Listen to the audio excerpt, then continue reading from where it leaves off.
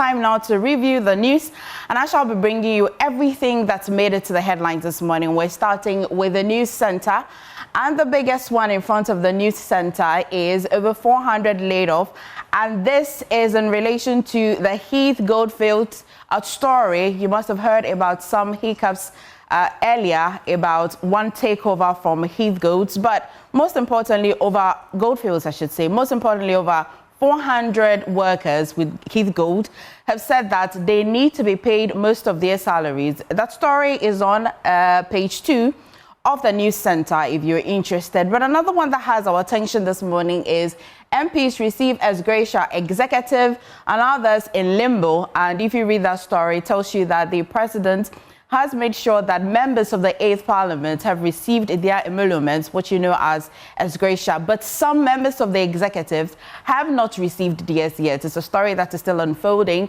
We'll get to know why. Is it intentional, an oversight, or whatever relevant information, we shall be finding it for you. But the story is on page 9 of the news center as well.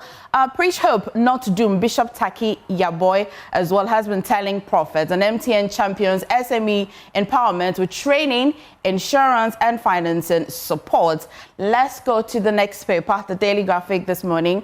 Ioko Minerals Commission probe mining companies, and this is still under the revenue leakages under the mining industry. You want to read that story? It is in the Daily Graphic this morning, and as well, Victory Bible Church climax 40th anniversary. Members of the Victory Bible Church have been celebrating their 40th anniversary. Story is on page 13 of the Daily Graphic this morning.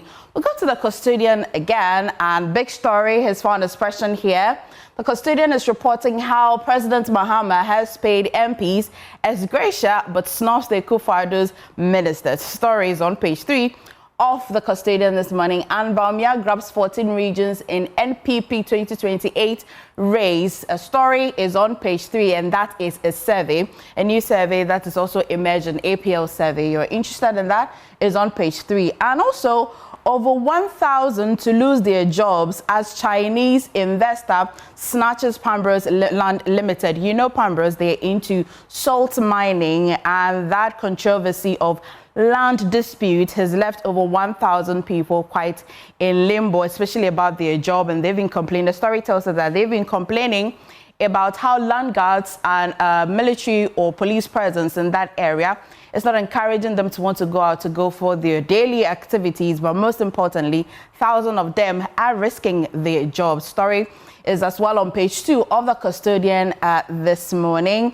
And Ghana will not burn. Bishop Taki Yaboy as well has been speaking to prophets. Let's go to the next paper, maybe.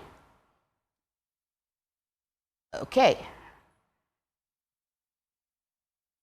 Right, and the Republic Bank of Ghana unveils bold integrated marketing campaign. Nestle rewards consumers at Nido Obatampamo Grand Finale.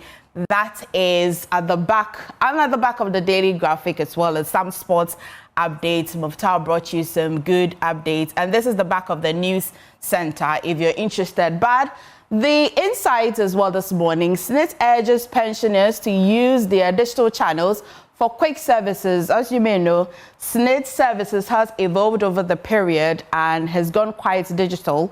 And it's advising people like my father and his age mates to as well try to go quite digital, at least for their services, which is quite a good one. I also know that SNIT has been asking for some help in reviving some of their hotels, especially one that is in Elmina. But maybe next paper, graphic business, and this is also some sports update. Daily Guide this morning, the story, ex-Bogoso Prestia mine workers demand settlement. I already was telling you about that Heath Goldfield story, and that's it over there where workers are demanding their payment. But another big one in front of the Daily Guide this morning is Ken focused on youth job creation. And guess who is speaking? His wife, Mrs. Christiana Ejapon, speaking and encouraging you to give the opportunity to Kennedy Ejapon, because this is what he will be focusing on job creation. If you're interested in that story, it's on page 3 of the Daily Guide this morning. And Question where some MPs are quizzing, or there's some quizzes from the MPs to the Bank of Ghana, and they're asking if the BOG is printing money to fund gold board. Question for the gods, but answers in the Daily Guide this morning on page 9. And Lightwave refutes his minister's allegations. Lightwave refuse health minister's allegation. That story is brewing since last week when the minister was updating us on some bad contractual agreements between the government and Lightwave, the digital providers of some health services in hospitals. You want to read that on page 7 of the Daily Guide. And then the big one as well over the weekend, you were following it. Mahama cancels the SML contract. That is on the Daily Guide this morning. And the Today newspaper, Mahama abrogates SML contracts. Story is on page 3. And we've also been bringing you the fallout from breast cancer campaigns as credit bills unlimited climax breast cancer awareness month with health walk. That is on the Today newspaper. The Ghanaian publisher, Chinese takeover puts 1,000 Pambros jobs at risk. I was telling you that earlier about how a land dispute between a Chinese takeover and Pambros mining salt has resulted in 1,000 people not sure whether their work or their jobs are secured. The story is on page 2 of the Ghanaian publisher. And here's the one I was bringing you an update on. SNID seek partners to revamp hotels, particularly the one that is in Elmina and other hotels that they are under their conglomerates. You want to read that is on page 3 of the Ghanaian publisher. Now, this one may interest you. I came to serve, not to enrich myself. Dr. Bobia has been speaking. Story is on page 3 as well. And the S. Gracia story as well is on the Ghanaian publisher, if you're quite interested.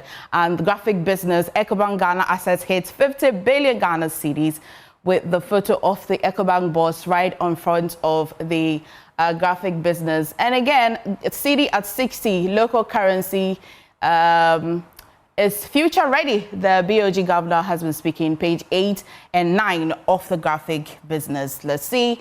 The Economy Times as well. Banks' profits jumps near 50% amid all-time low private sector credit to GDP gap. Story is on the Economy Times. You're interested, grab a copy.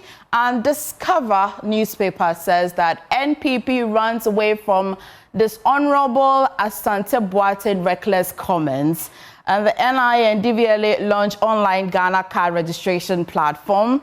Bawumia leads NPP race with 63.9%. Africa Policy Lens survey reviews. This is a new survey as well. Interested? You should grab a copy of the Discover newspaper. And Mahama proposes Africa Beyond Aid. That one as well. I will go to the next paper, or maybe that's the last paper, but I'll take you onto My Joy Online quickly. Of course, what is the news review without myjoyonline.com? And big story. If you missed the SME fair over the weekend, there's an update on it on My Joy Online as Perez Music leads patrons and vendors in spirit-filled worship at grand finale of EcoBank Joy Business SME Fair. If you missed it, I'm sorry. Make sure that you do not miss it next year. But let me quickly bring you City News shortly so that we'll wrap on the headlines. Lightwave reject Akanda's claims on electronic health contracts, data control and payments. This is a story that is still staying with us for a while as it started from last week. You can go on the City Newsroom and take a read. And so that'll be all for the headlines of the newspapers as well and on My Joy Online and City News. But if you want to stay with us, that's more. We are reviewing it shortly.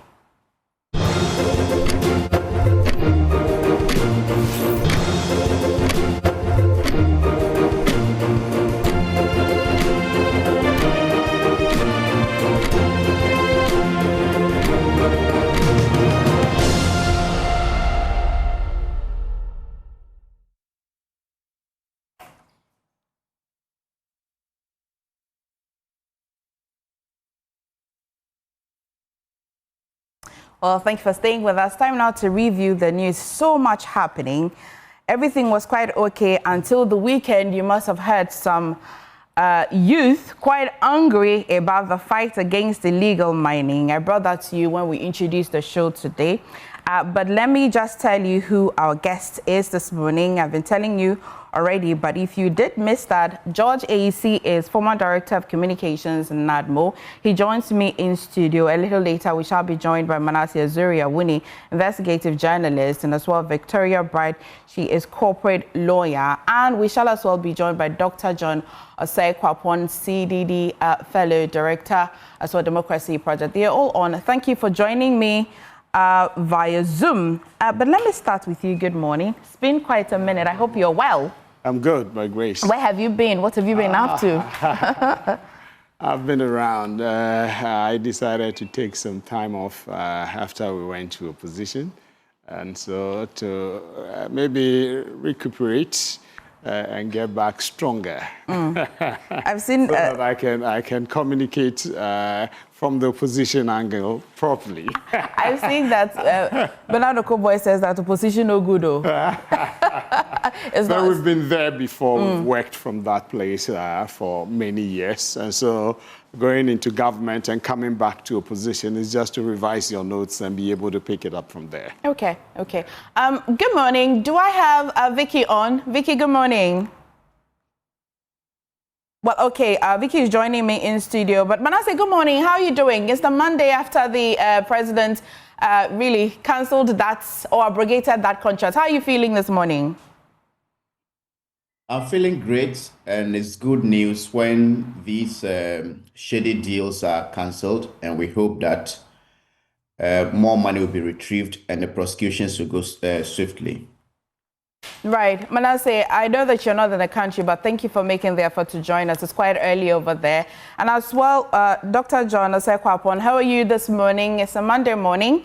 How are you feeling and what do you have on your mind? Good morning to you as well. I'm doing well this early Monday morning in my side of town. It's 2 a.m. Just actually starting to write a piece, my midweek piece for the Daily Graphic in response to the disturbing report that Erastus shared on this galamsey issue. Right. Thank you for making time to join us on the show. It means a lot to us. But George, what's on your mind? I see that you've been quite busy with Kennedy Japan and campaign and all, but there's a lot happening today. Tell me what's on your mind. But before I proceed, I call Manasseh my Kitikrachi brother. I also started my schooling in Kitikrachi. So we engaged, I called him my Kitikrachi brother. Good to be on the panel with him. Yes, two major things on my mind. The first one is my beautiful daughter all the way in Philippines and then trying to project the flag of Ghana, lift it high in the Miss Earth contest. She was Nanama Ashaisi. I wish her well. She's doing a lot. She's picked, I think, 2 or 3 awards already. And I didn't think she's got that verve, but I'm excited, you know, the mother and the father, all seem to be in the public space, and that is boosted her confidence, and she's doing well. I wish her all the best, and I wish the mother is acting as the manager over there, and producer. I wish them well. And the second one is on the Honorable Kennedy Kenohine Japan, one of the aspirants for the new Patriotic Party's flag bearership. In fact, my candidate, we were in church yesterday at the Eternal Life Church in Accra, Medina, UPSA area. And he tasked the church to collaborate with the politicians to be able to create opportunities for the youth. He tasked the church to build industries so that they can get jobs for their members. And then when times like harvest and fundraising is up, every church member will be in the right position to be able to contribute to supporting the church to grow up and support the society and community. And so that, I thought, was a good call. Church getting involved in industry and then creating jobs for their members. That's the major clarion call by the youth, especially. Madam Christina Japan, Honorable Ken's wife, is also trumpeted that. Job creation is the primary focus of the husband so that the youth of the country will get jobs. That's the bigger headache for everybody. So it's job, and collaboration and partnership with the church wouldn't be bad, MFA. Okay, stay with me. I will go on Zoom. Manasseh, I'll start with you, but we're not starting with the SML contract. We shall get into that. I'm quite interested in that. But one thing has my attention. A community, you're not in the country, but I like to think that you have heard about this community, Hwidiem, around Goso area. So the youth over there, nearly 600 of them, besieged the police station in demand of some items that the Naimos had confiscated during one of their raids at an illegal mining, a suspected illegal mining area. What does this? How does this come to you, especially in the wake of the fight against illegal mining, Manasseh? Well, this is very disturbing, but it doesn't come as a surprise. If you remember when President Mahama delivered or met the press this year, I was one of the first to point out that his take on galamsey was very disappointing, and some people didn't like it, but that is the truth. I don't see the true commitment, and beyond galamsey, what we are seeing now is also a threat to the security of the nation. If you follow all these raids, almost always you would find that they seize weapons. Some of these people are armed in there, and you ask yourself, why are they armed? If you are to go and dig for gold, why are you armed?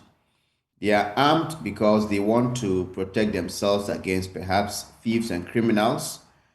But if every single site you find illegal miners with these illegal arms, then it tells you the level of proliferation of, let's say, illicit arms into the system. And then when we have a point that they are not using these arms, or when they finally leave the galamsey site, they are likely to find alternative uses for these arms. And sometimes if you watch what has happened in many other African countries where there have been wars and others, some of these wars and illicit activities are funded by monies people make from mines, diamonds, and other places. So it is getting out of hand. I am not so much calling for this, how do you call it? They say a state of emergency. The politician can give you a state of emergency without solving a problem. But I know that if you are committed to solving this problem, they will. And most of the time, the reason we cannot solve a problem is when those who are supposed to solve the problem are benefiting from it. Right. And it is no secret that both the NDC and NPP at various times have had strong interest in these illegal mining activities, and they are often behind the scenes sponsoring these activities. The average young person we find very dirty in those pits do not have what it takes to import those excavators and huge equipment to the mining site. So the kingpins, as they said they will deal with, we are yet to see them, and I don't see any seriousness in the fight. But Manasseh, interestingly, I would have thought that the fight against galamsey, we only have the challenge of finding the kingpins or the financiers.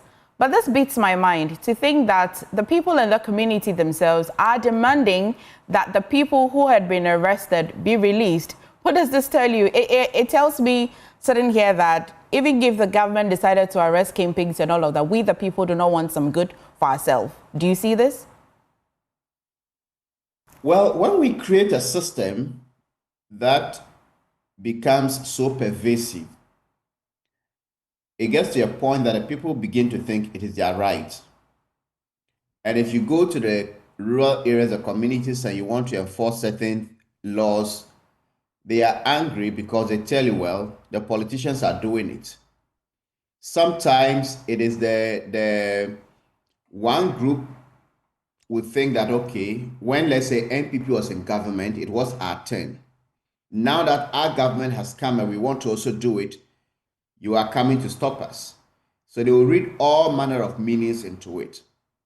But the question is, how did we get here? We didn't just get here overnight. We saw this happening. This is one instance where the community members are in support of this illegal activity. There have been other instances when we have seen community members standing up and ganging up against illegal mining, fighting their chiefs and everybody. So I think things are getting out of hand, and the more we waste time, the more we dig ourselves deep into this troubling situation.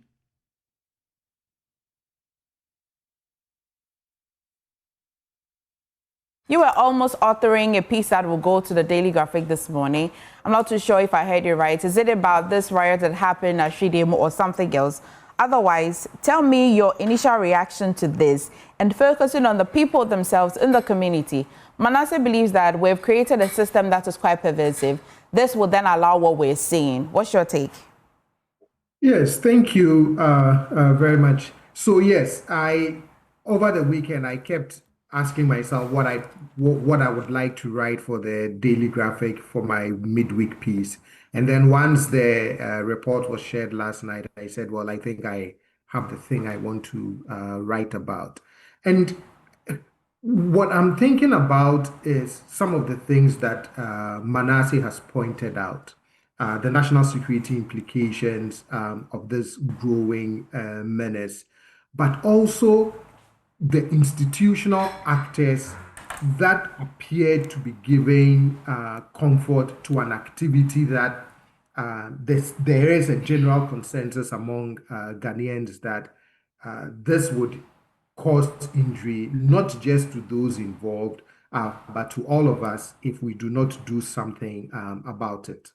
Okay. It is quite instructive, though, to see the response of the members of the community as your pictures and the videos are showing of the youth. But again, Manasseh puts it right in terms of when you have a system where the youth feel, it doesn't justify their actions, but when you have a system where the youth feel displaced, when the youth feel as though the system is not looking out for them, when they are facing major economic pinch points, and probably are also getting some benefits from this perverse activity of galamsey. You can see why any attempts to to get the people who are leading these activities, or any attempts to stop these activities that in an odd way gives them their bread and butter, would be met with a kind of resistance. I also always say that if you look at some of the pinch points that the youth are facing, that anyone with malicious intent or anyone with any kind of mischief in their mind can easily mobilize them to engage in activities that may threaten the security of the communities in which they live. I know it's not a fight that would be won on a silver platter, but at the same time, it is also a fight that we need, a greater sense of urgency before it overtakes us. Because what we are saying, Erasmus's report is quite disturbing. So much. Back in studio, George, you have just seen the footage. I don't know if it's the first time or if you've seen it already, but the fight against illegal mining. This is the turn it has taken. Nobody should be under the illusion that that fight was going to be or is going to be an easy fight because of some of the things your external resource persons have stated, both Manasseh and the other writer. And we need the involvement of the communities, active participation of the communities, the chiefs and the local people, because it's the mainstay for a lot of the young people in these communities. And so if we've decided that we're going to stop it, the illegal mining, this thing. Some of the people think they are entitled their own resource and they are entitled to it. And some of the chiefs take snaps and other things and allow the people to go and do the mining. So it's going to be a Herculean task for all of us as a people and particularly the government. The second aspect, MFI, is also about the posturing, especially of the current government. You get it? When we're in power, it was one of the... Look, I said in 2016, I happened to have been privileged to be in a meeting where Nana Addo Dankwa Akufo-Addo himself and some of the UCC dons in academia were present. In the middle of the night, when Nana Addo rolled out his plan and vision for protecting the water bodies and the forest and fighting illegal. He was fully committed to succeeding in that cause. But if you don't get the buy-in of the nation, initially he had the buy-in of the media and everybody, but going forward it became a challenge because of some of the things Manasseh said, that like it or not, some of us, the politicians, are involved in some of these things. You get it? I remember when we were doing, I was campaigning to be Central Regional Secretary of the MPP. I got to a point in the Dunkwa area. They asked me some of the questions. At that time, the government had banned the mining activities. Partially, the small scale. Yes, small scale, everything mine. So, you know, they asked me what I was going to do to ensure that it is reinstated and then how, because it's their mainstay. Okay? This is a politician wanting to be a secretary, and people, major questions they ask. What was your answer? No, I said, yes, now we want to look at protecting the water bodies and observe the trends. Whatever the outcome is, we will base on that to take a decision as to whether to allow the small-scale mining to come back. Is that not what the current government is doing? Good. So we did even that. We lifted the ban, and then we saw what happened. Now, you see, the current government is having a challenge because of the... That's why I use the term posturing. You get it? Because they made the people believe when they come, okay, they were going to allow them to mine. In fact, we saw some videos led by Kwaku Boahen and Dr. Tony Obin, now CEO of Petroleum Hub. You get it? And some of these things send the wrong signals to the people that if the NDC were to come into power, they were going to allow them to do mining, whether illegal or whatever. Is that generally the posture that... It's not. We're imputing political posturing to that. Yes, that was the message that was sent out there. You get it? And now they are in power. That's why some have the audacity and impunity to go all out to do mining openly. I've had the cause to see a former Army Chief of Staff. I've forgotten. He's a good friend of mine. Part of a task force, anti-galamsey task force. You get it, in the Western region where they encountered a certain NDC chairman, and, you know, he was brazenly saying it's for him, they're going to mine and all that. And I saw that army officer very angry. You get it? He was part of the task force. I think big Buff or something. You get it? So that is the posture that some members of the NDC feel that they are entitled to do the mining. As Manasseh said, their party is in government now, so they have the right to go and do it. But that is not it. I know that the government is committed, you know, to clamping down on illegal mining and protecting our water bodies. But it's going to be a very different... Tell me the posture that is quite different from this government and the previous government. What posture? What was your posture and what was it? When we started, we said we're going to clamp down on illegal mining, anti-galamsey, galam stop, and all that we did. And in the process, you see, I brought in the posturing because, like it or not, this government will need the full support and collaboration of the opposition parties to succeed. You get it? If we make it partisan as it was then, okay? Because the NDC made everybody know it was a partisan. We, the MPP, were involved in the galamsey, okay? We are not in government. Has it stopped? Okay, it tells you it goes beyond a particular party being involved in it. Now we almost come along with Manasseh to believe that when a politician promises that they'll fight galamsey, we should just hear with our left ear. No. As I speak, I'm not under illusion that President Mahama and his government are not committed to succeeding in the fight against. Otherwise, the Naimos will not be in place. It will be the same thing that the MPP did. So the difficulty, that is where we need everybody on board. Okay? If we want to succeed, I saw it when the media, led by and our brother, engineer Ken Ashigbe and co, came on board to support Nanado in the first day. Do you get it? It was massive and the response was mega. We need such collaboration between the media, the other political parties, and the NDC government to be able to go all out. And two, MFA, the other aspect is when we do the alternative, the MPP gave them alternative livelihood and co. But it was just a drop in the ocean. You know why? Because these people go into the mines and come back in a day, is able to make between 2,000 and 5,000 cities. I don't know what kind of jobs the government can create that can replace the amount of money that people. Is this suggesting that we can never end? Oh, no. It's suggesting we need to use other means to combat. Example? People have said it's brutal, you know. Is it? What's that? Example? No, some of that, you need to cordon places, you declare them red zones. Have they not? I don't know. They have declared some areas. I don't know, because zones they are all there. They are all over the place, mining, destroying the water bodies. Okay. In fact, there are allegations of top guns of government, having mining sites and all that. Okay. If these are true, then it's going to be difficult for the President Mahama administration to succeed in this. Okay, stay with me. Vicky's joined us in studio. It's always a pleasure to see you. How are you doing? All right. Very well, thank you for asking. So, you've seen this video in Hwidiem near Goso. This morning when you woke up, how were you feeling about the fight against illegal mining? I mean, we are all beginning to sound like broken records when it comes to this fight against galamsey. Really, it is an existentialist threat. We all know all the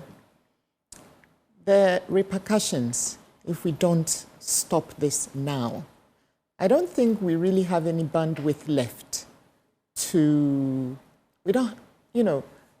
not permanently resolve this problem somehow. We've run out of that, any bandwidth, any extra time.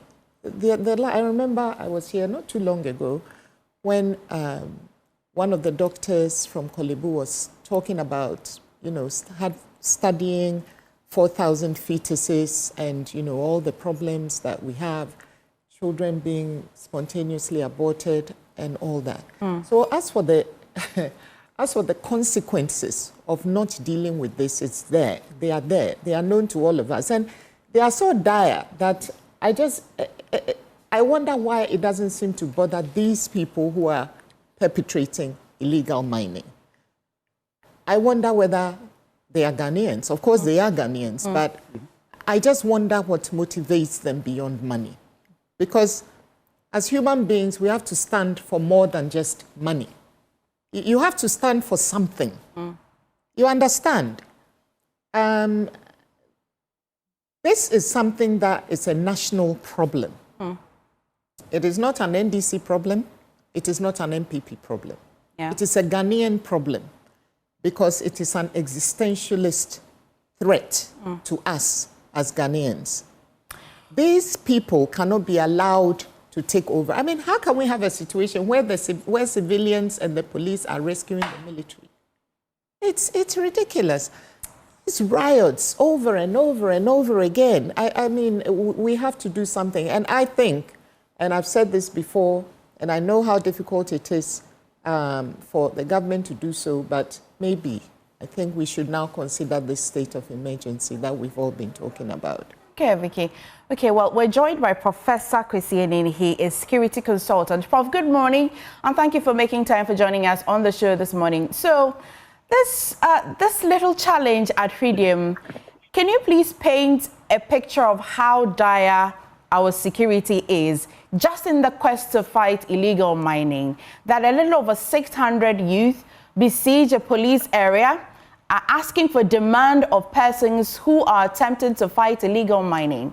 Tell us how serious this matter is in terms of security. Oh, that's for serious.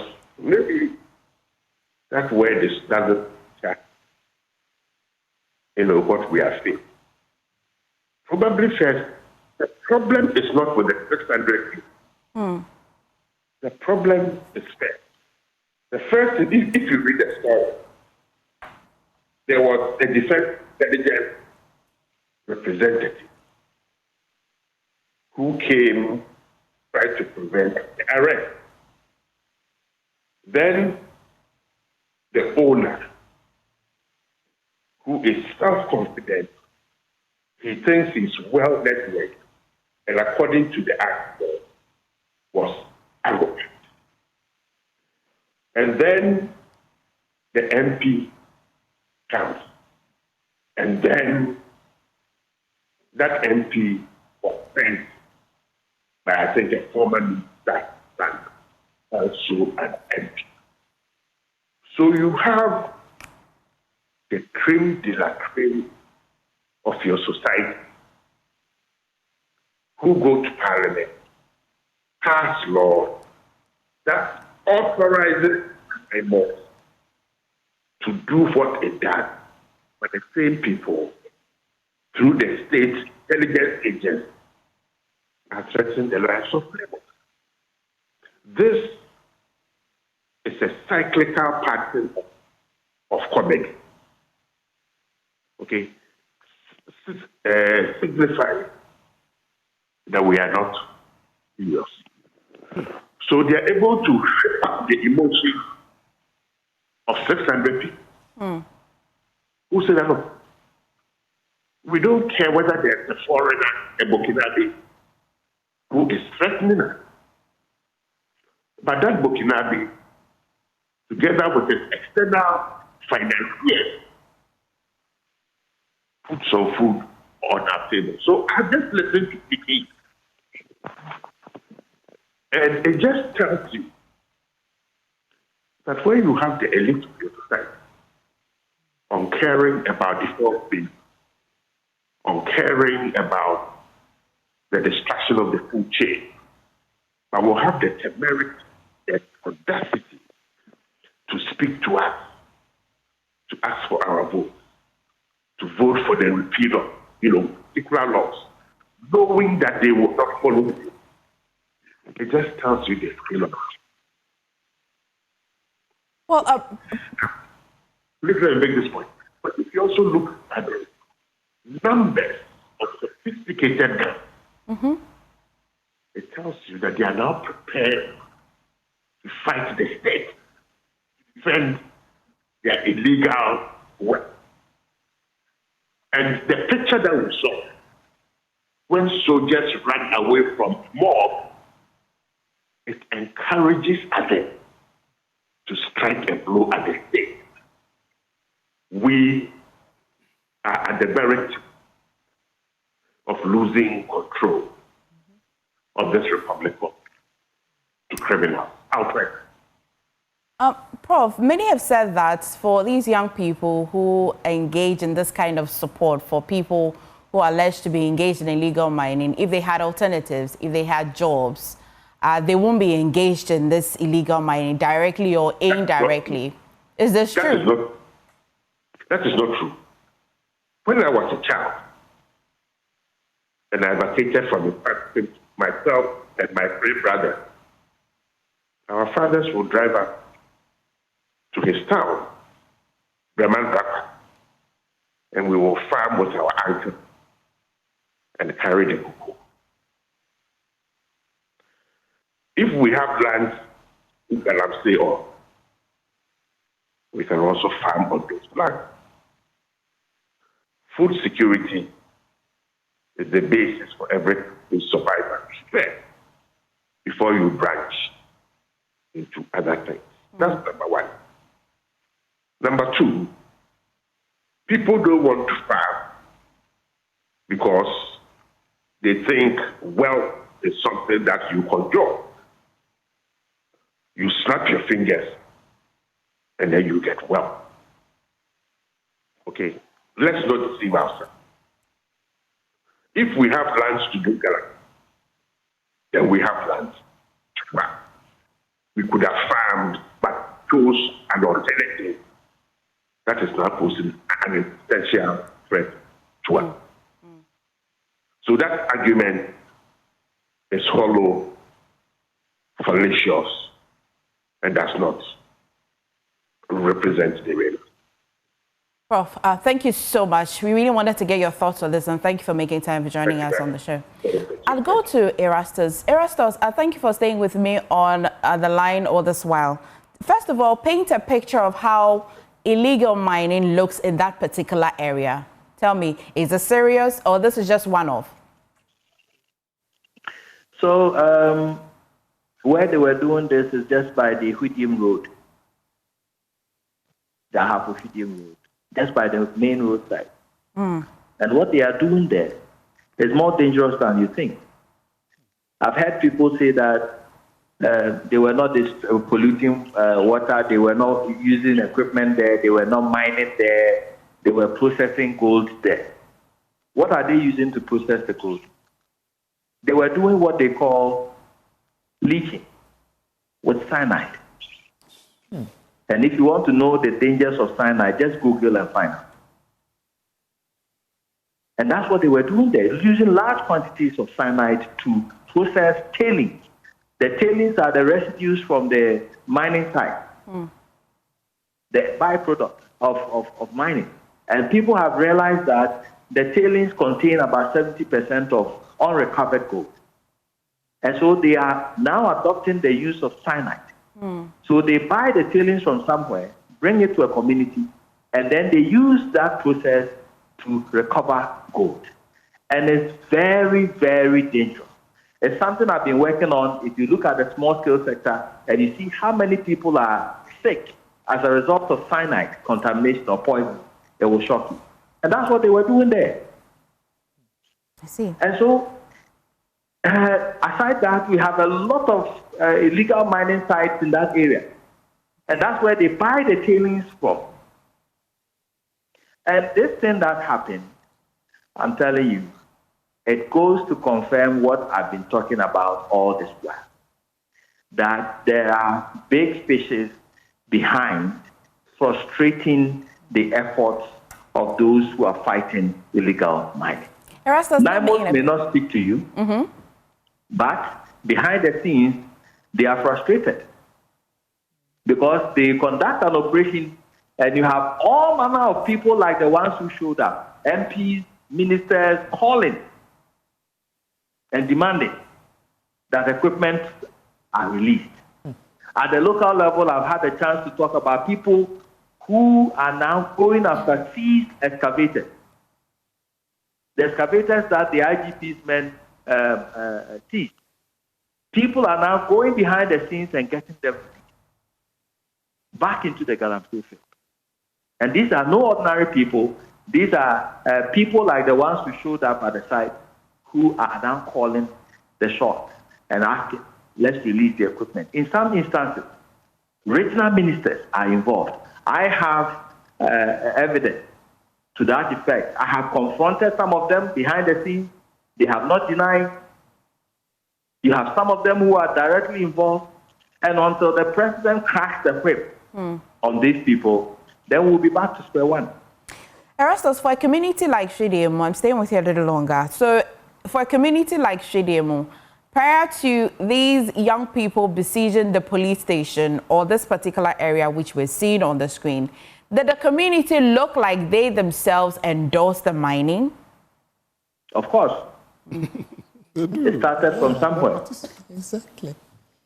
And we did not stop it. We continue to endorse it. And now, many of such communities, I have Hwidiem, you can talk about Manso. Now, Manso is like a habitat for illegal gold mining. They do not know any other job apart from illegal gold mining. And they see it as normal. Now we are normalizing what by law is criminal and is punishable. And so many communities are like that.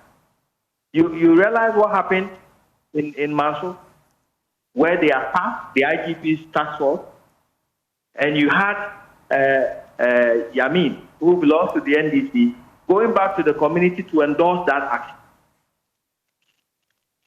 So gradually, we are building a society that is accepting crime as normality.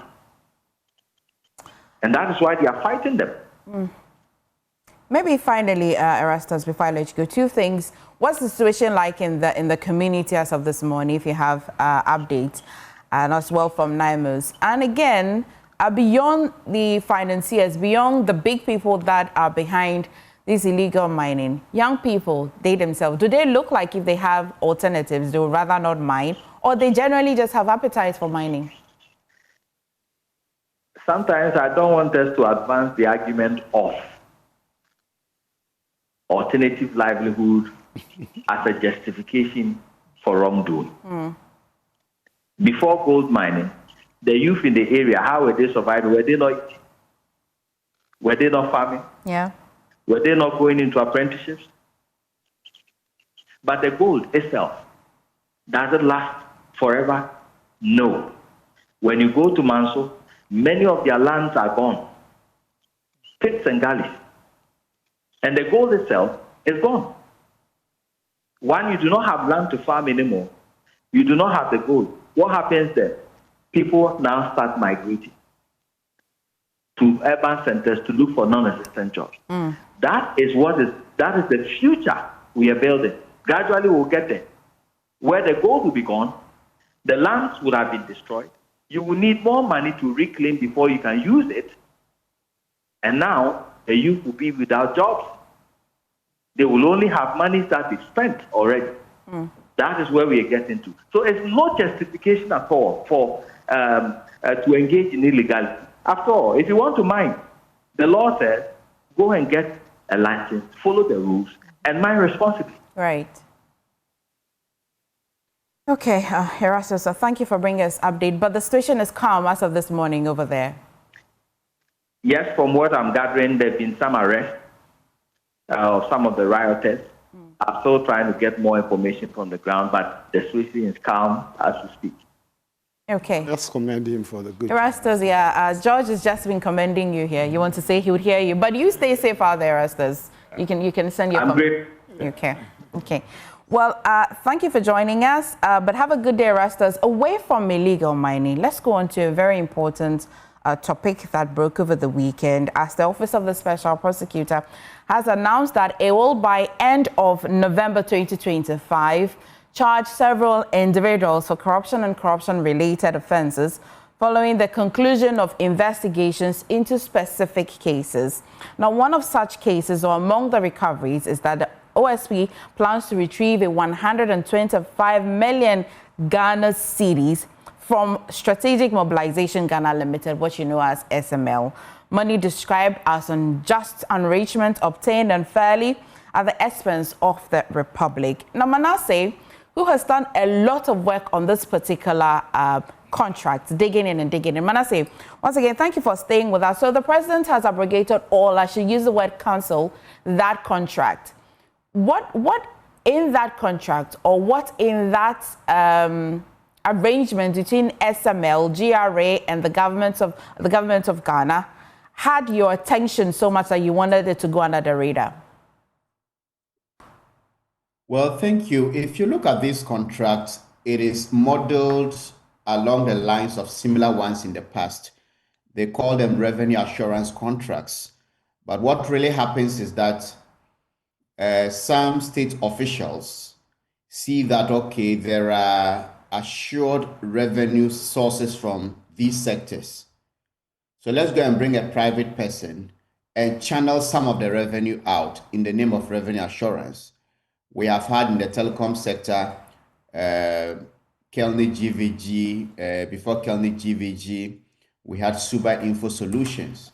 There was a time that we heard that some company called AfriWave had come in, and they create the impression that everybody in the industry is a thief and they are coming to catch those thieves. If you take SML, they came and started with some contracts at the port. They call them external price verification and transaction audit. And after KPMG did its audit, following our report, President Akufo-Addo's white paper on that audit actually stated that those services were redundant because GRA had built into its system, the icons, the avenue and the capacity to perform those services. So that was cancelled. But it's interesting to note that we had paid 506 million Ghana cedis. 506 million Ghana cedis for a service that KPMG, President Akufo-Addo said GRA had a capacity to perform, and they were already doing it. So you ask yourself, those are GRA. If you have someone as a commissioner of customs who knows that, okay, we have the icons and it's performing this role. So if they bring another company to say that, let a company perform that role which you're already performing, why do you allow it? Then you go to the petroleum sector, the downstream, that is the one that is brought, which we all fill our tanks, weight, and move around. The ones we produce in the high seas is often referred to as the upstream. Yeah. So the downstream sector, there were systems in place to check under declaration, under reporting, diversion, dilution, because these are anomalies that sometimes occur. So there are companies that have been contracted and systems built to curb these. Then they go to bring SML again to that sector and said every liter of petroleum product anybody buys anywhere, SML should be entitled to 5 pesos. 5 pesos looks very small until you multiply that by the billions of liters that we consume. And the question is, what was SML doing? They put some ultrasound meters on the pipelines that move from the depots to the loading gantries. These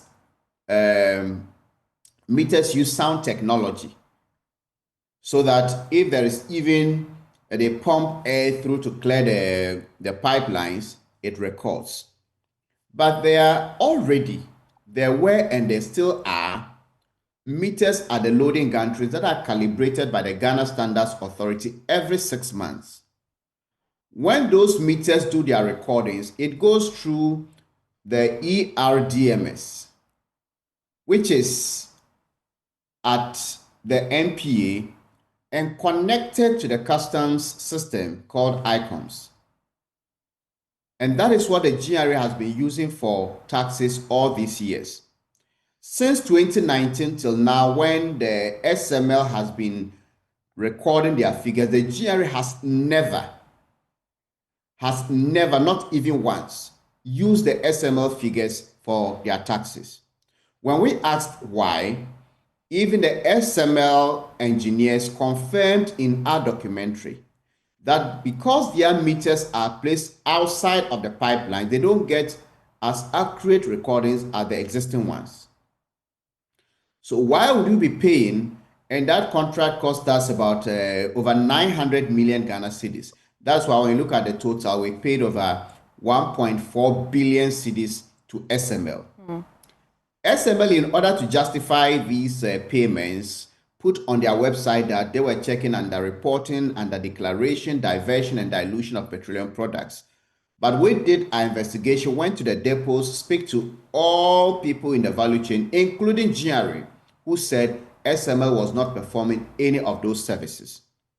And when we confronted them that, look, this is what we have found, they admitted and then deleted those services from their website. So if you ask any GRA person, a lot of those we spoke to behind the scenes, they would not speak up because they feel they'll be victimized. But it has always been that GRA staff are working. Every depot that you go in this country, we have GRA staff there. If the GRA, they have the keys to the valves at the depots. If they do not open, nobody can load petroleum product. And you cannot even place an order if you don't go through that system, the ERDMS, which is connected to the GRA system. And this system is so efficient that if you owe and then you do not pay your taxes, they will log you out and you cannot load anywhere in this country. Previously, in years past, someone could owe in Tema, a depot in Tema, and go to load in Takrady. With this system, that has been cancelled. Unfortunately, we had a man called Ken Oforiatta, who is now been declared a fugitive of justice. He again said that the SML contract should be extended to the gold, the mining sectors, and also the petroleum sector, that's the upstream. Yeah. So that every barrel of oil we produce, SML should be entitled to $0.75. And then every ounce of gold we mine, SML should be, or the total production of gold, SML or minerals, SML should be entitled to 0.75%.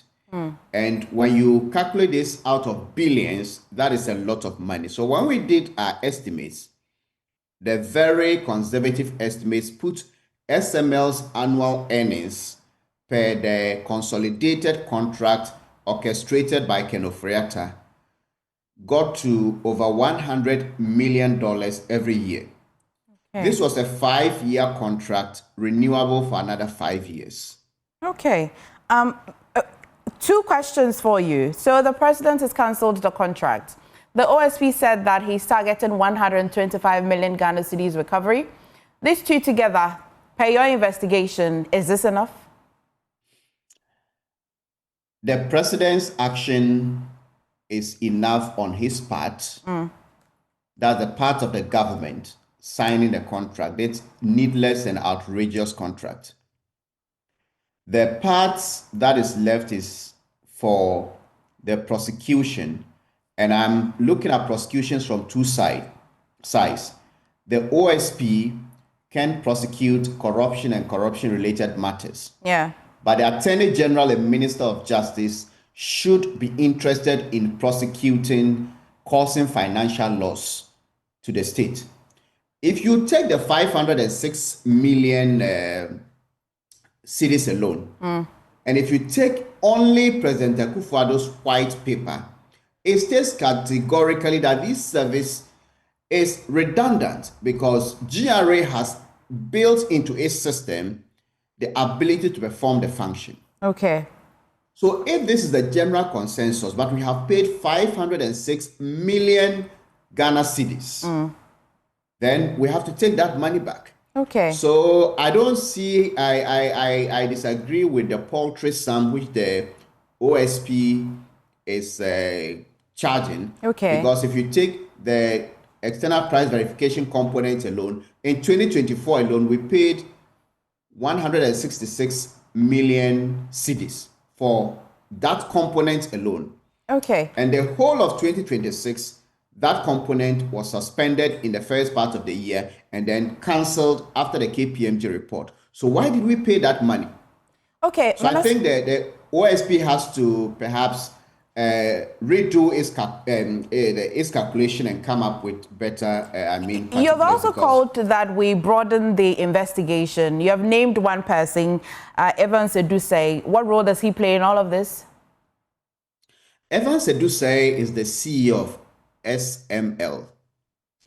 And when we did another investigation into the airport, a mining company with only one staff was given a contract to do revenue assurance there.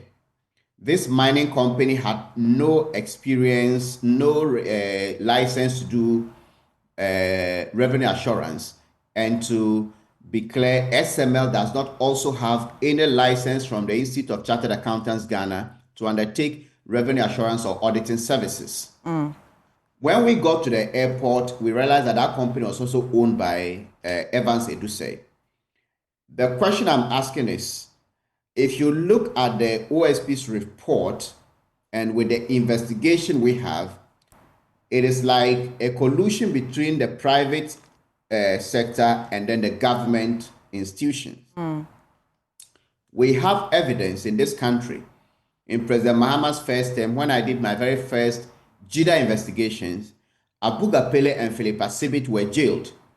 Abu Gapele, who was a government official, was jailed 6 years, and Philip Asibit, who was a private person, was jailed 12 years.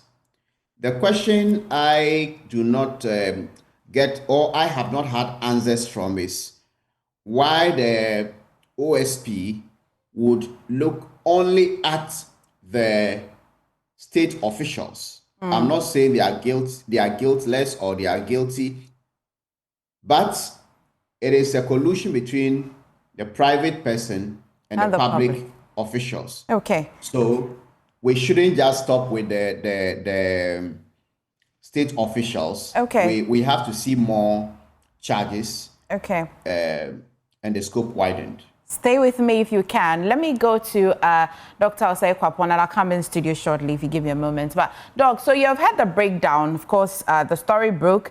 Manasseh has been working on this for a while now, and finally the president has abrogated that contract. Manasseh says that the amount that the OSP is looking to recover is quite inadequate. If he looked more and deeper, he'd be looking to recover even large sums of money. What's your take? Yes. So we first of all must really Manasseh on this issue. It always surprises me how a private citizen with very limited amount of resources is able to unearth some of these things that happen across our public institutions, where you actually have state institutions that are charged with, protecting, the public purse or engaging in all kinds of the kind of work that you would think our state institutions will be able to, catch before even a private citizen is able to. But for me, there are other issues that this revelation by the special prosecutor also brings up. You tend to, whenever there's this narrative that the public sector or public sector institutions are inefficient and are unable to perform certain tasks, the first response has always been, let's use the approach of third-party government. So outsource it to the private sector, engage the energies of the private sector, and you would get better results. I mean, the US has gone through that, where for a period everything was about outsourcing. But what we are also seeing is that, we give it names like public-private partnerships, all of it ends up in these situations where you see that, in some cases, they also become a vehicle or an avenue for fleecing the state. And so you ask yourself, are we going to get to a point where our first response is not always let's outsource to private sectors because they can do a better job, but our response would be, how can we strengthen our state institutions to be able to do the work that they are designed to do very well? The other thing that I would add is, if you listen to the OSP and the initial rejection by PPA to sole source these things when it first came up, for me, it also gives me some glimmer of hope that there are certain individuals and there are certain institutions that can work if they are so determined to work. Because for them to have flagged this and rejected it not once but 3 times, it means that there were some individuals who were willing to stand up, to this kind of contract and say, well, this is not something we should be approving. Yes, eventually, for whatever reason, this thing was able to happen. But I think there is some glimmer of hope that if we are determined, we can get institutions to work and we can get individuals to be able to do the things that they are designed to do in our entire institutional, architecture. Okay. When I come back to you, my question really will be, what kind of balance should we be finding between political vendetta and seeking justice? I'll come to you, chew on that, but back in the studio, I'm coming to you, George, but I'll come to you. But Vicky, when I come to you, your question will be, do you see Ghana making progress in the fight against corruption, or this is just one of the cases that have made it to the headlines and will fade away without accountability. But let me go to a person who was part of the previous government, really, and seek some answers. Of course, the OSP is investigating. They have not pronounced them guilty. But I'll head straight to the white paper, which was under your tenure, which suggests that there were some discrepancies, which suggests that there was a bad contract deal, which suggests that the GRA was already performing some roles and responsibilities. So even before the OSP or any other investigative body takes a keen interest and pronounce somebody guilty, how did we sit in your era to allow this to happen? Yeah, thank you. I've had the privilege then, as a member of government communications, to have been in a meeting where the GRA had to brief us on some of these things. It's not, I have had an opportunity to engage Manasseh on some platforms that we belong to on these matters when they popped up. In those meetings, it came out that, you know, the GRA had programs in place to take over that responsibility that the SML was performing. Which means that the role that SML was performing didn't exist.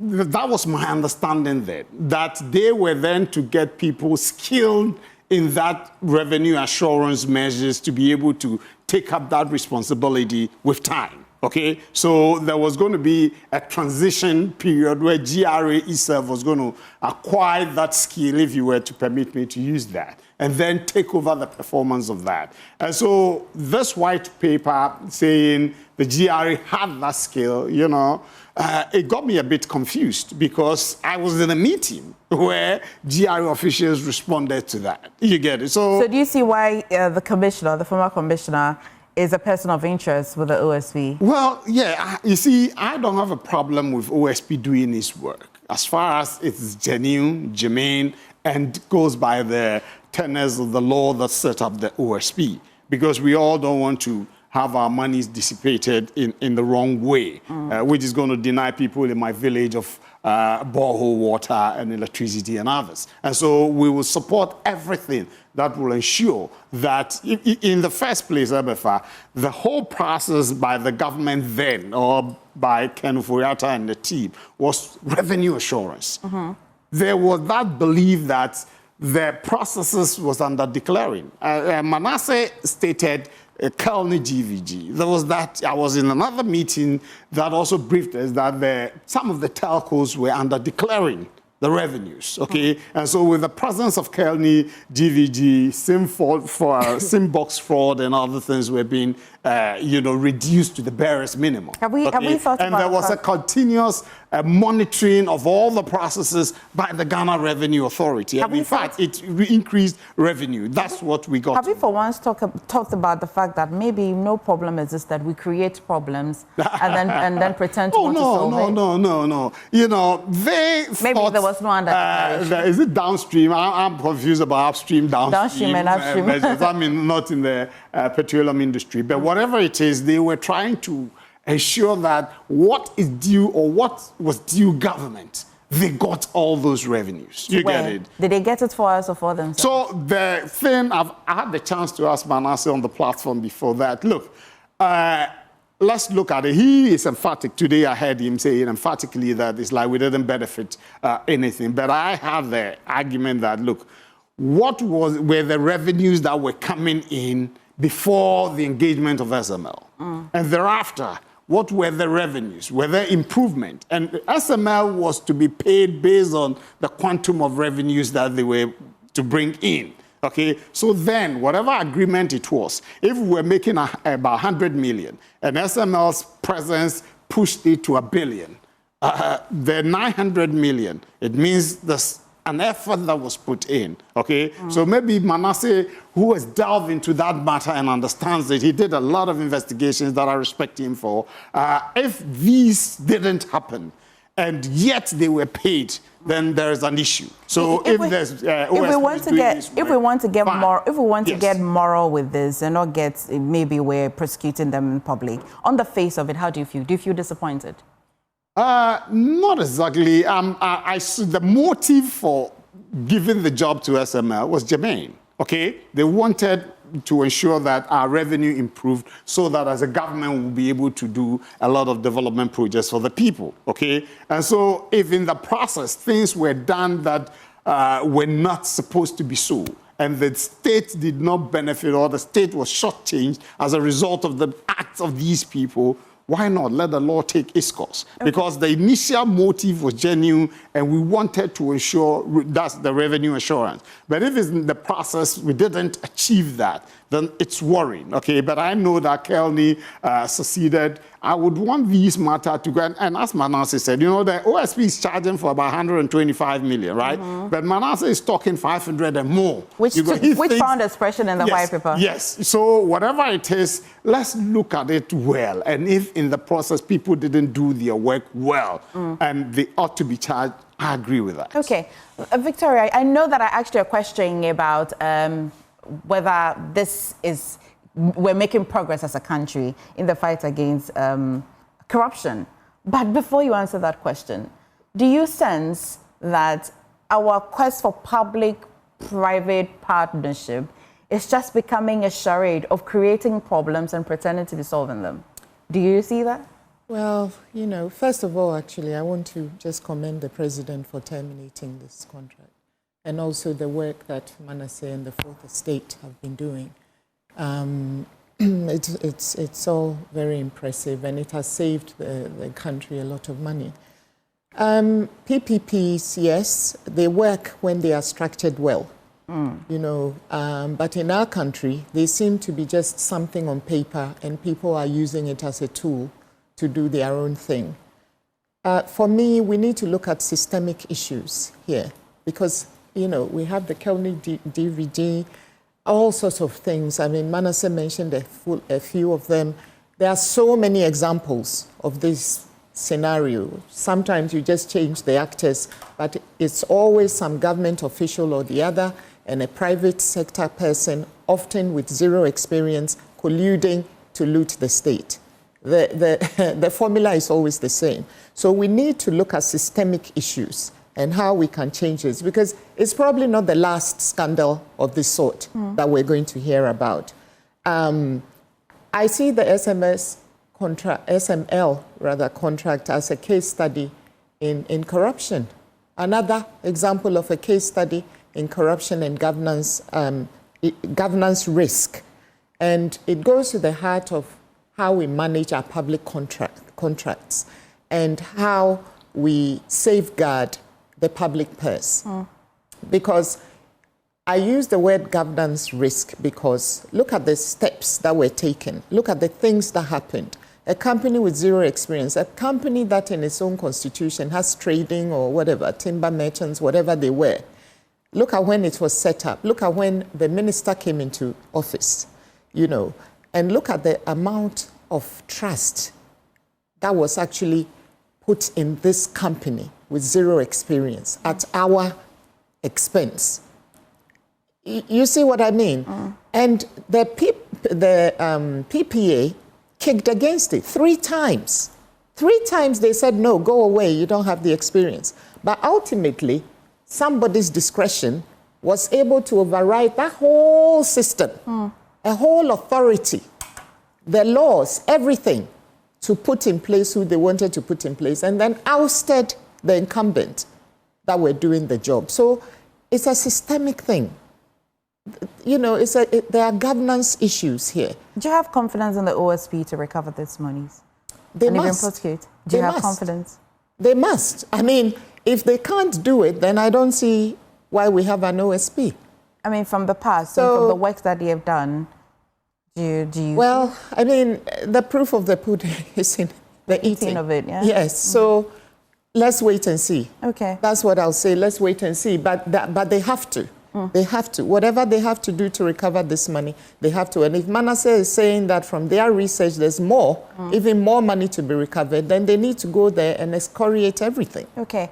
Before you go, sure. I don't know, I stand to be corrected or educated. Is there any law that says a company should have X amount of experience before it can take up any public contracts? I haven't found that law, but she's a lawyer. So these zero experience and co, let's look at it, situate it, Okay, you're a lawyer. Maybe when I put the questions, you answer. MFR, that's my issue. So we need to look at it. And then two, I know that SML have come out to disagree severally, even after the issuance of the white paper by our government, that they've not done anything wrong and cool. I've also read Manasseh's findings and Fourth Estate's findings a lot, indicting them and all that. So maybe with the OSP's work, if it concludes and he's able to establish that indeed there were wrongdoings, because SML insists they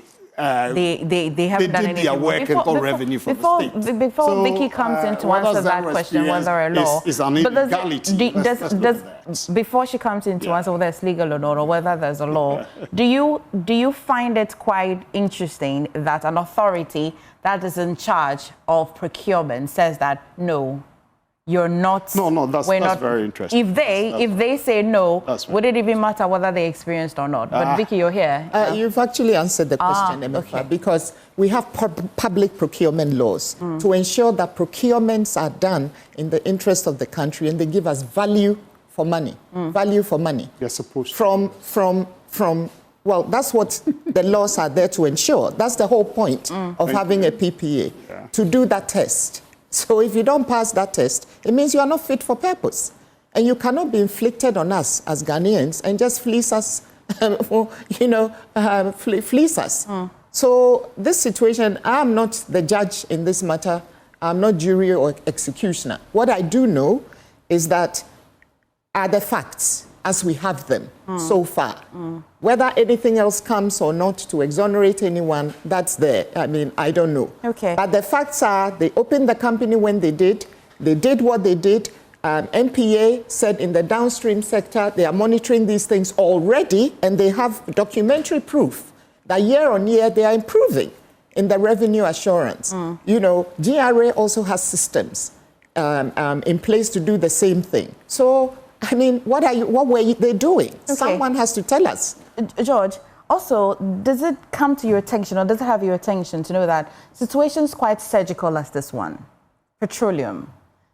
I've heard a lot of terms. Manasseh has said a lot of jargons this morning, upstream, downstream, and all of that. It sounds very surgical. You want to get on the table for anybody at all to put you under some anesthesia and start, operating on you. That's how it looks like. It's very complex. And this is why, just on the face of it, even if a law doesn't allow new companies to come in for such a technical area, would you, if you were, and would you I allow think it? Manasseh answered that by saying his investigation shows the SML is not a registered audit or financial firm. Okay. You get it. And so that answers it. And so if there's any legal thing that shows they've flouted the law, that can also be a position for that. But I think you don't just get under this thing for anybody to conduct a surgery on you if you're not sure they are experts in the area. Okay. But sometimes we go to sit in the plane and we're assured that the pilot is a trained. There's always You will never sit on there if there's always an experienced pilot. This is it. Because when they do the announcement,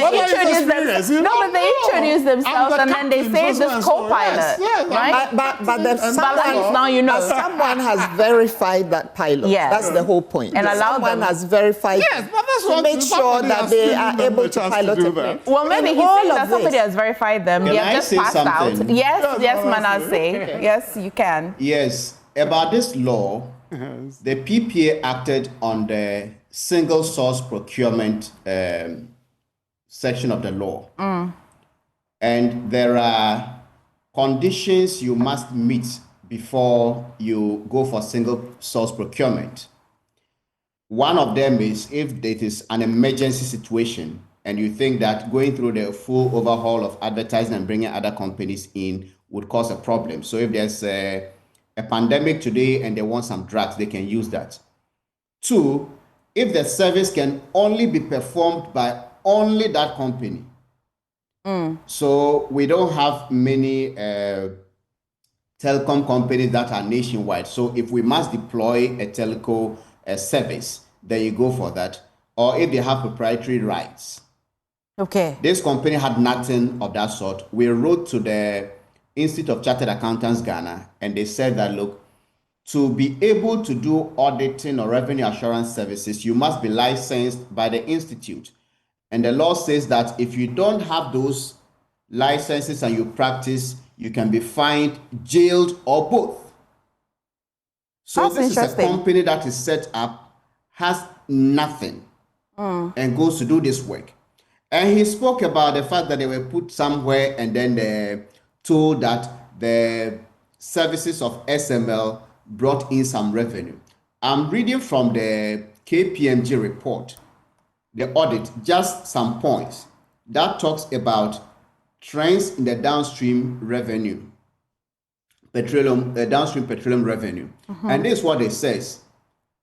Key observations. The following were observed from the analysis of the revenue collected by GRA over the period 2015 to 2023.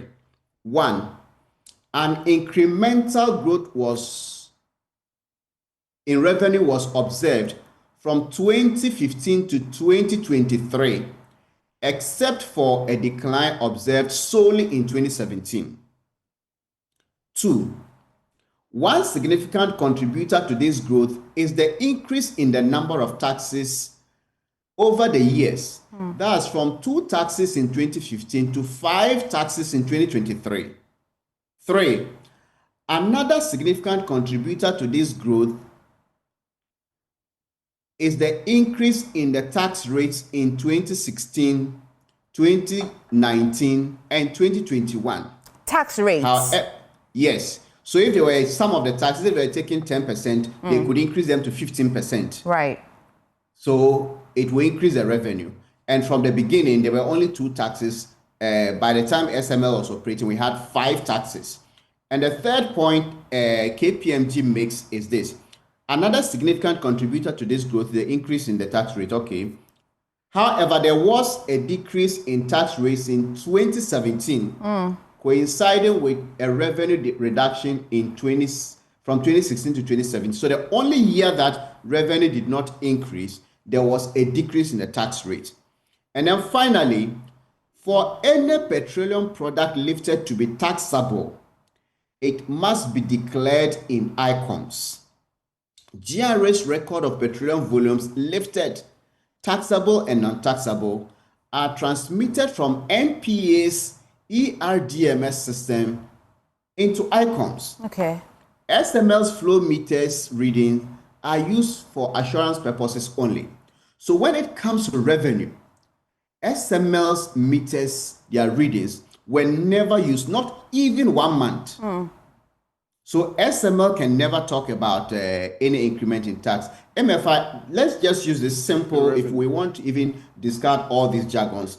Common sense teaches us that if you take 2010, let's say 2010, as against 2015, the number of people who own cars in 2015 will be more than the number of people who own vehicles in 2010. Yes. Consumption is going to grow.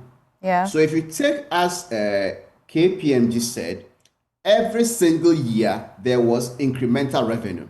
If you take the Ghana Revenue Authority, since I was born, every year their revenue collection targets exceed that of the previous years.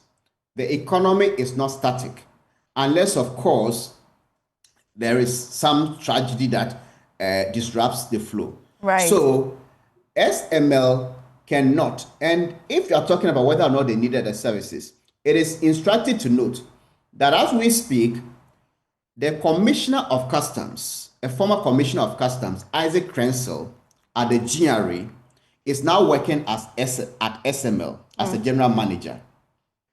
The person who was the technical advisor to the Commissioner General of the GRA, Christian Tetesoti, is now also working at SML as the managing director. That's and we have the former head of legal at the GRA, also now working at SML.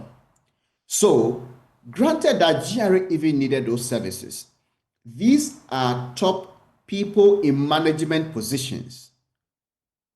If you sit, let's say, as an editor of Joy News, and they say, okay, we have some errors, so we don't have anybody to be able to identify those typos. So let's give the contract to Manasseh Limited to come and then check the typos. Then you resign from or go on retirement at Joy, and you are not coming to manage the same service Manasseh is providing to you. It's definitely something to look at. It's something else. So it's this definitely is something to look at. Manasseh, such an outrageous thing. Give me a minute. I'll go to Dr. Kwapon. I'll come in. I'll come.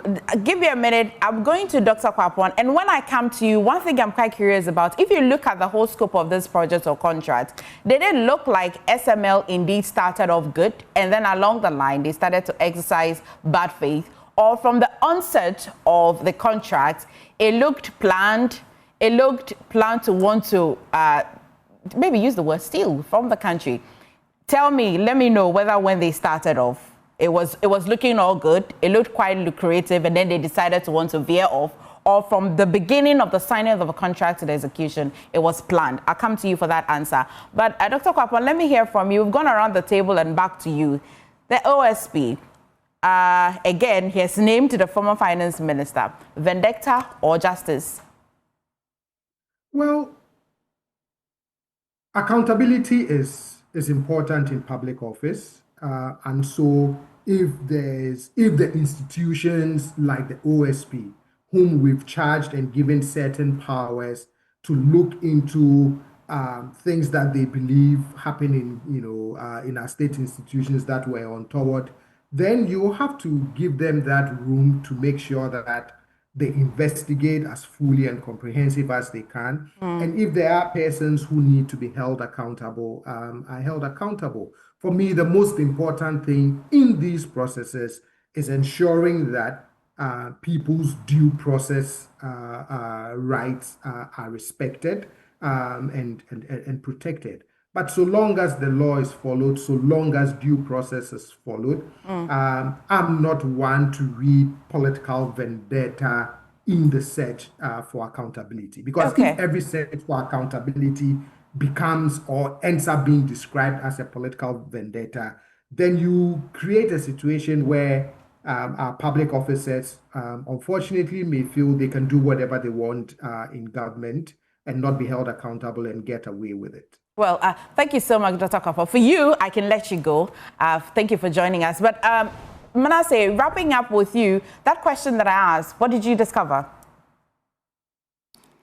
My discovery from the investigation shows that SML was not needed in the first place. And it shouldn't just be about SML coming to steal or do whatever. I think if there is a greater blame, it should go to the state officials who allowed it. People like Ken Oforiatta, we know, in private life, run successful businesses. I tell you, if any of Ken Oforiatta's employees, those he has put in charge to run his business, had done this deal, he wouldn't let them go. He would not allow his money to be used to sign a deal like this, not to talk of expanding it. So it is not about just SML coming with a certain intention. I see this as a collusion between the private sector and then the public sector. But if there's greater blame, it should be borne by those we pay and then those who we put in trust of the resources of the state. To be given a ministry as a Ministry of Finance, you are supposed to use our resources judiciously to build hospitals so that if my father in the Upper East region falls sick, and this is a reality, they needed to do an MRI scan. The whole of Northern Ghana, there was no MRI. So we had to bring him to Accra. At Kolebu, where he needed a surgery, we booked, and we found it difficult to get a date. So my father had to go back and be on painkillers. If you put somebody at the Ministry of Finance who gives these monies, who allows these monies to be paid to companies like SML. Right. COVID-19 nearly killed him. He went to US and got healthcare. When he came back, we thought perhaps such an experience may have transformed him. Worse happened. When we are told he's not well, he's back to the US. Some of us and our families cannot afford to travel outside for healthcare. So we expect such public office holders to use the monies to build hospitals and build schools. You don't dissipate these funds, and when you fall ill, you jump on the next available plane, go to the best of hospitals around the world, and then your people are home. Go to Collusion, go to Rich, go to every hospital we speak of in this country. Many people are dying not because our nurses and doctors are inefficient. Right. They're dying because very basic medical equipment and medicines are not available to save their lives. Manasseh, very well said. Thank you so much for joining us today on the show. And of course, the day is still quite young. We shall be coming to you whenever. Thank you so much for making time. But back in the studio, we're wrapping the conversation. George, just your final words. Yeah, thank you. Manasseh has done his work, but in the latter part of his submission, it looked a bit personal to me. He should be doing his work in the interest of the nation. The second one. He's a citizen, is he not? He's a citizen, yes. He would love his father to have medical amenities, yes, just like me as well. And the Constitution allows anyone and everyone. If you know, it's good that public officers take off treatment and co in our home. But the Constitution doesn't buy anybody from deciding to go to South Africa or Cosmocaya. If we limit all of our conversations to the law, but that's what I'm saying. What happened to good faith? No, that's what I'm saying. Should it look like personalized? Equal rights, though. If you look at it, if we stretch it a little further, there's a lawyer here. Equal rights. Yeah, I have the right to have good accessibility to healthcare. Yes. Just like education. So that's and the government. Every government has built hospitals and co. So that is and that's what I said initially. The motive for the SML's establishment was to increase revenue assurance, and improve. And then he made it sound so simple, and I beg to disagree a bit. You know, yes, every year revenue increase. At what rate? Geometrically or arithmetically? We need to look at that. You get it? So it may increase from 11 to 12, or it may increase from 11 to 22. You get it? And then to 33, geometrically. You get it? So what then engineered that or engendered that? Okay? Maybe a certain contribution differently from what is done normally. We need to look at that. So it needs a thorough and a detailed, you know, understanding. That, and then the last one, MFR, I don't know. I'm happy there's a lawyer here. That I've been a communications director for NADMO before. I'm out. You get it? Maybe I've gathered some experience. I put my head together with others, okay, to provide consultancy service on emergency response and others. Is it a crime? Maybe yes, you would say I detected some things. Maybe I wasn't the final authority to make certain decisions, but I studied and realized these are some of the shortfalls. How do we plug those holes? Okay. And my consultancy can help bring the organization's attention to it. Sadly, is it a crime? Sadly, we are wrapping this conversation. But Victoria, whilst you are responding, kindly remind us that there are some sort of rules in contracts that do not allow you to start working with a competitor during a particular frame time work. There are some nuances in some contractual agreements and all of that. And I wouldn't be surprised if we find a law that prevents a person from working for a competitor, even proximity to that competitor. But we'll get into that. It's a conflict of interest. Which is very simple to that. And also ethics and all of that. You know, which, sadly, a lot of our people don't seem to have, especially, anyway, let me end there, sadly. So this thing about political witch hunts and all, it is not a political witch hunt. If you hold yourself out as a public officer in this country, if you are appointed to the highest level as a minister in this country, whatever ministry it is, you know, you are accountable. You are there. It's a position of trust.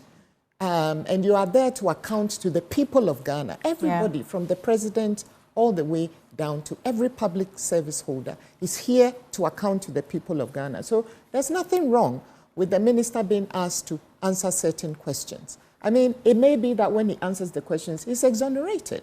It may be that he's not. But to say that the mere fact of asking him to answer these questions, or the fact that someone has done a lot of work which is pointing in a certain direction. And as a base, on the basis of that, public authorities, responsible public authorities have gone further to investigate and feel there's a need to question further. To say that that's a political witch hunt, it just defies, in common sense, if I can put it that way. Yeah. So it's not.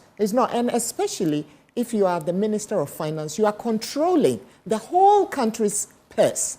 All our money is in your hands. So you have to use it judiciously. You have to use it in a way which gives us confidence that you are doing what you are supposed to do. So for me, it is okay. It's fine.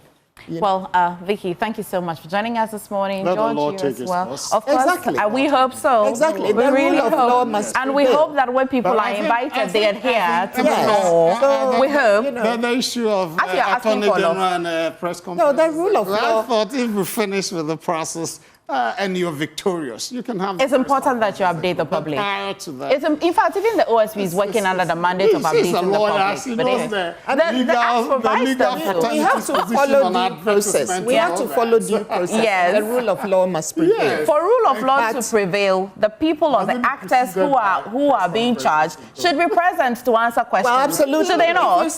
If you start being seen as deliberately making yourself unavailable, Then that is what causes suspicion. But there are processes to extradite people. Yeah, but why should you allow yourself to be extradited? I mean, We didn't extradite you to make you a finance minister. But anyway, thank you so much, gentlemen. Thank you so much, Manasseh. Thank you so much, Dr. Kopon, for joining us on the show. Please stay.